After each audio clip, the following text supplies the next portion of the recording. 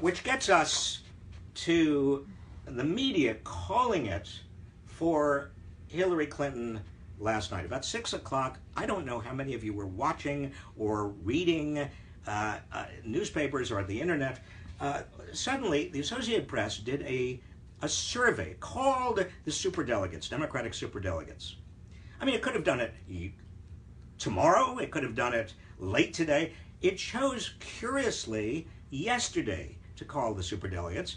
And the superdelegates, according to how they felt yesterday, they could change their minds. They're not going to vote until July 25th at the Democratic Convention. But yesterday, when the AP called them, they said, enough of them said that they were supporting Hillary Clinton, that what?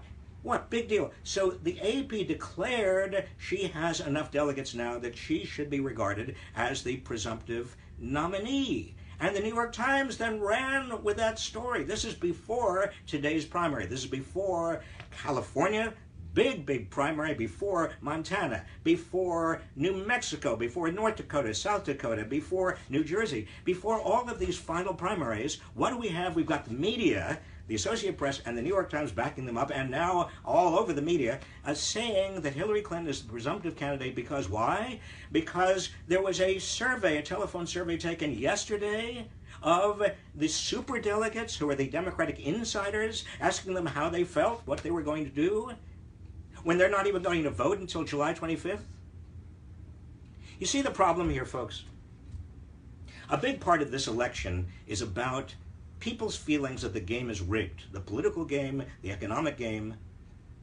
And so when the Democratic National Committee started its campaign, its own internal campaign, a lot of us saw that as a campaign against Bernie Sanders because look, when they didn't want to have very many debates, and they put the debates on at times that most people weren't watching, and then they obstructed Bernie Sanders at every step. And then you had the New York Times. What did the New York Times do? Well, it had a reasonably pro Bernie Sanders column that it changed during the day to make it an anti, or a column that no longer was favorable toward Bernie Sanders. Why did that happen? Still no explanation.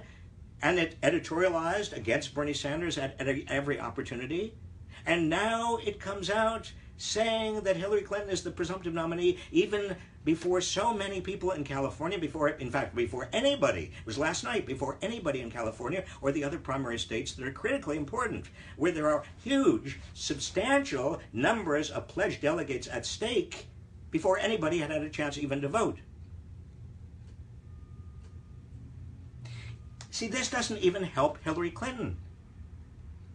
Because Hillary Clinton has got to, if she becomes the nominee, she has got to win over the Bernie supporters. And a lot of Bernie supporters are feeling as if they have been cheated, or that the whole system is rigged against Bernie. Now, how do you bring them over and make them enthusiastic and even get them to the voting booth if it seems so one-sided, like the deck is stacked? And by the way, I don't believe for a minute that the Associated Press and New York Times and all of that did this accidentally yesterday, just yesterday. Why yesterday? Again, the survey could have been taken tomorrow. Why yesterday?